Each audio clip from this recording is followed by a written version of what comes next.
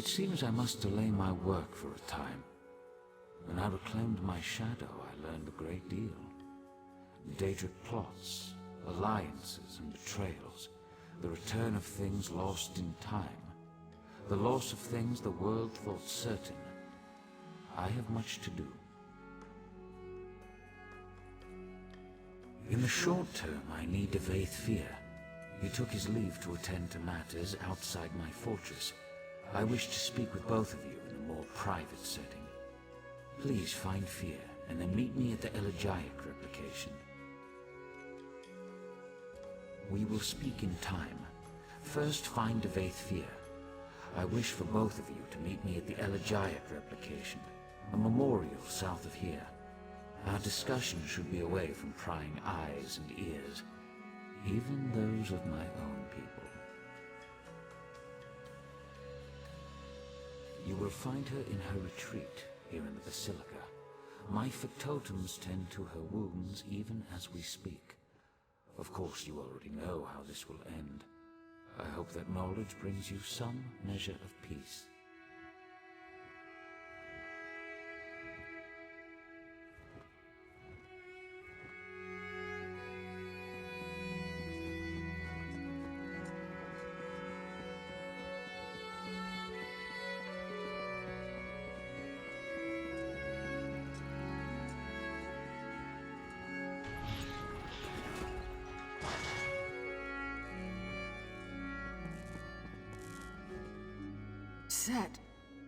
Sotha Sil.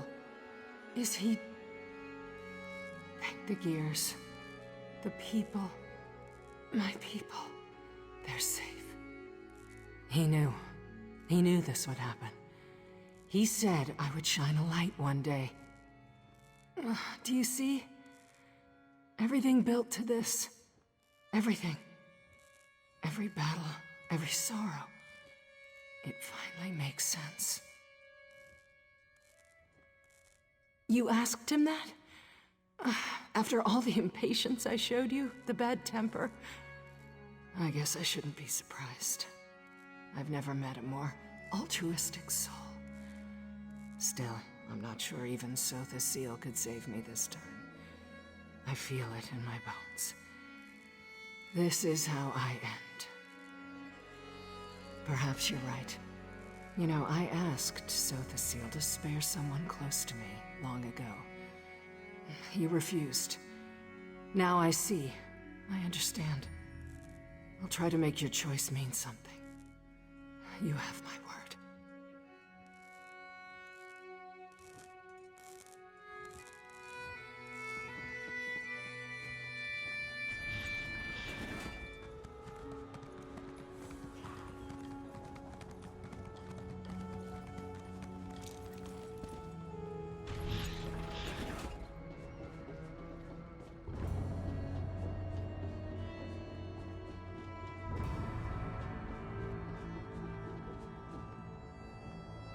Ah, my erstwhile companion. You look remarkably coherent. Most mortals caught in a Daedric tempest would suffer some lasting effects. I'm impressed. Baffled, but impressed. Already?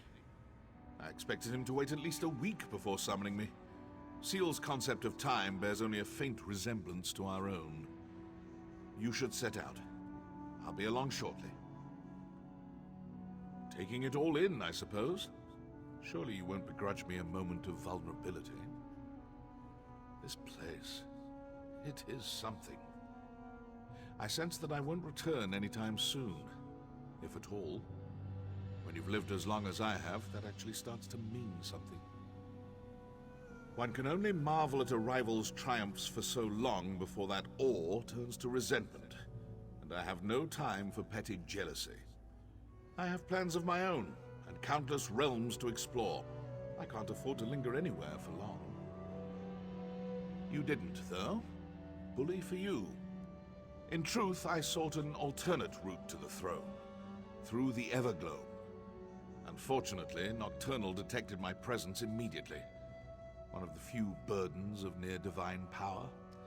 I'm difficult to miss. Trapped? No. Impeded, perhaps? Fortunately, Nocturnal's attention turned to you and the good Proctor when you defeated the Shadow. It gave me the opportunity to pinpoint the object of her fury. You. I followed her to the throne. The rest is history.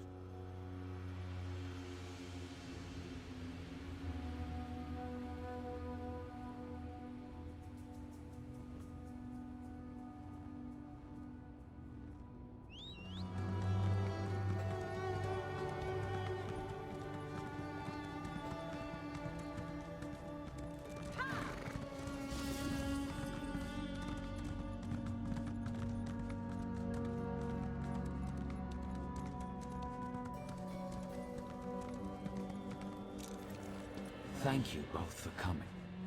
Of course, old friend. You seem troubled. More troubled than usual, I mean. Perceptive, as always. I do not wish to diminish your achievement, but Nocturnal's defeat here will be short-lived. What's more, she does not act alone. A third enemy looms at the edge of my sight. Their covetous eyes are now fixed on the Somerset Isles. Then we should inform the rest of the Psijics. They'll need to prepare. I will inform them personally. I have a separate task for you, Divayth. Take the skeleton key. Keep it hidden for as long as you can.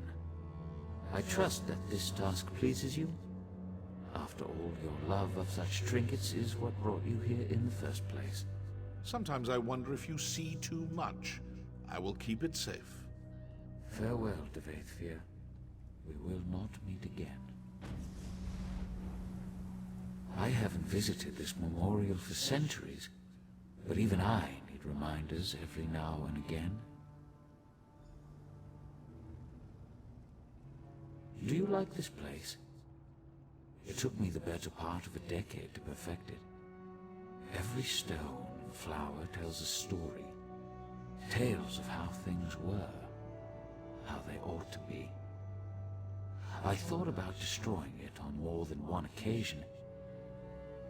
I'm glad I didn't. I know. Ask and I will answer truthfully. Just know that the truth often fails to satisfy. You expect something grand, but I promised you the truth. I am only what time and circumstance made me. Son of a lost house, friend to a fallen king. Some will tell you that we are the product of our choices. I've never found that to be the case. I am whatever the people need me to be. A guardian, an oppressor. For some, too distant. For others, too meddlesome. I am the canvas upon which they paint their dreams and resentments. A vessel for their hopes and doubts. A mirror, nothing more. I don't. But my companions, Vivek and Almalexia, see their divinity as essential. Godhood brings them joy and purpose. They find meaning in the theatrical. Who am I to deprive them of that?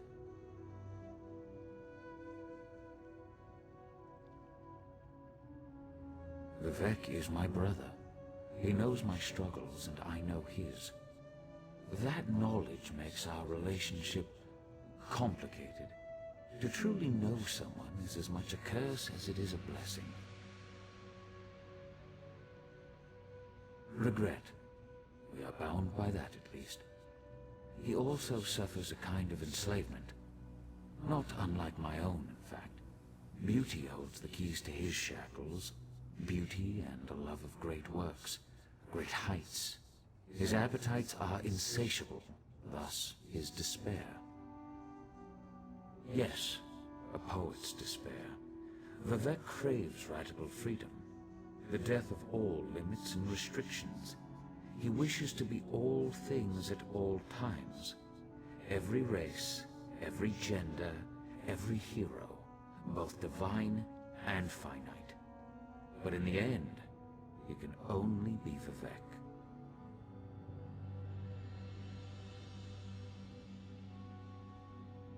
not even remotely. Almalexia defies simple analysis. I doubt she could even describe herself accurately. To understand Almalexia, you must first understand the value of fiction. Vivek fancies himself the poet, but in truth, AM is the greater storyteller. Vivek knows the boundaries that separate fact from fiction. He knows them so well that he's learned how to break them. He exists inside his verse, but recognizes the lies, the contradictions. He both does and does not believe his own tales. She believes her tales implicitly, as does everyone else. Her capacity for deception appears limitless. She sows lies like a master gardener sows seeds, and the harvest of trust and adulation is breathtaking in scope. Not in the slightest. As I said, we are, all of us, bound by our nature. Almalexia does what she does because she cannot do otherwise. It will not end well. But then, even the best endings rarely bring joy. I sometimes ask myself the same thing. May I confess something to you? I suffer from a peculiar ailment. Shall I describe it? I bear the cruel weight of certainty. Total, absolute, relentless certainty. People rarely comprehend the luxury of doubt, the freedom that comes with indecision. I envy you. Indeed, but such questions are flaccid, cursory indulgences that come and go in an instant. The truth is that my actions, both good and evil, are inevitable, locked in time, determined by chains of action and consequence. Compelled. This city serves a noble goal, the redemption of Tamriel, the unification of competing forces, the destruction of the Daedra. Unfortunately, it is an endeavor built upon a lattice of corpses. Betrayal, untold horrors. Do you understand? Maybe the word I covet above all others. Hold to that word, my friend, and never let go. I instructed Divayth to run from the battle that is to come. Now, I urge you to run toward it. Long ago I brokered a truce with the princes of Oblivion. This pact bound 8 princes to an oath that they would never again set foot on Tamriel. Nocturnal was not present when the princes signed the Cold Harbor Compact. Thus she flouts its restrictions. Now, this is important. Nocturnal does not act alone. 2 other princes lie in wait, Clavicus Vile and Mafala. Schemers. A prince of foul bargains and a prince of lust and conspiracy. They pose a significant threat to mortals when they act alone. When they act in concert, especially with Nocturnal present, the threat becomes existential. I have preparations to make outside my Clockwork realm. You must stay vigilant. Take heed of any Daedric incursions and stand ready to fight. The prisoner wields great power, making reality of metaphor. We will need you before the end. A fool's hope, perhaps. I should explain. Look around you. All of this exists because it must exist. I stand here, in this place, in this moment, not because I wish to, but because I have to. A result of clever, but incorrect. The prisoner must apprehend 2 critical insights. First, they must face the reality of their imprisonment. They must see the determinative walls, the chains of causality that bind them to their course. I have, but I fall short of the second insight. The prisoner must see the door to their cell. They must gaze through the bars and perceive that which exists beyond causality, beyond time. Only then can they escape. I see only unsteady walls.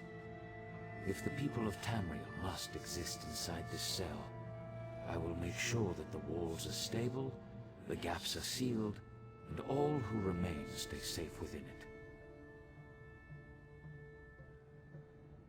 I've met few heroes like you. Very few. I take this matter of the Triad upon myself, but in truth, you may be the one that saves us. The prisoner who frees the world. We shall see. Farewell.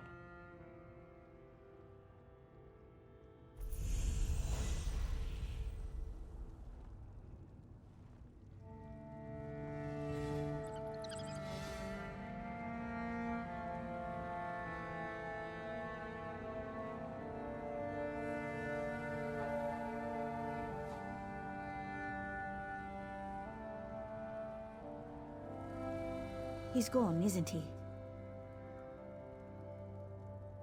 I knew it. I never got to speak to him. Can you believe that? 100 years of loyal service and then, poof, gone.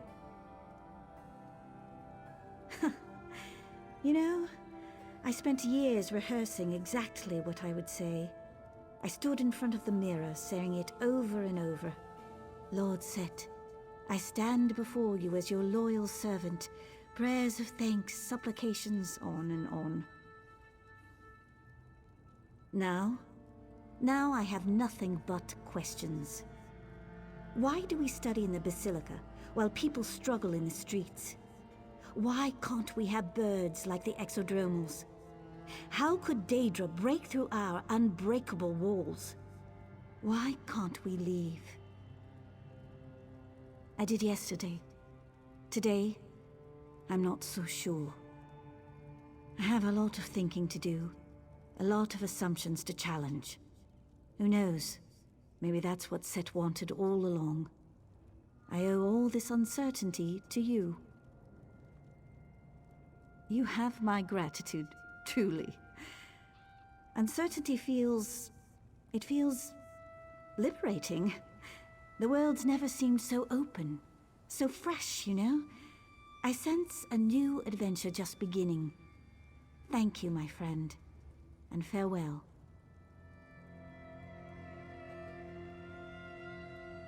I think I'll visit the memorial for a while. It seems as good a place as any to be alone with my thoughts.